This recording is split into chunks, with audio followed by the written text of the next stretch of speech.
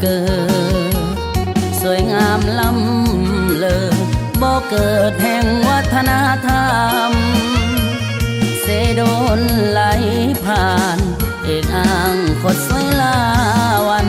สวนแค้นงามปานเสกสรรอยู่คู่ควันดวงใจ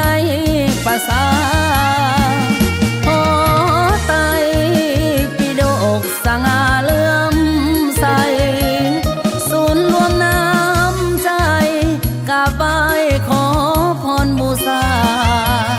งามสวนหลักเมืองหรือเรื่องเก่าวขานนานมาองค์แก้วผู้นำเก่งกาก็ผู้ได้มาประสาห่มเย็นเดือดสามเพลงปงสนคนลาวทั้งศาสตร์ลางไหลกับห้อยพระบาทก้มกราบพระใหญ่องค์แสนวัดโหพระแก้วที่เดียวมันรวมใจทั่วแดนหาดกระเดาประสาห่วงแห